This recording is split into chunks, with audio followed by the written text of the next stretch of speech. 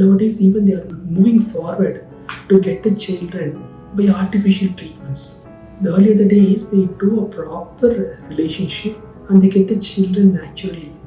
But that is also bypassed nowadays. So, for the external world, they are trying to do those things. I can say, but this may be a very controversial statement. How many wealthy people and celebrities are coming forward to bear the child for 10 months in the womb, in the uterus? They are going for rented mother. They are going for surrogacy. You must have seen so many people have gone through all these things in the current world. They are not even ready to carry the baby for 10 months. They feel it is cosmetically not worth it.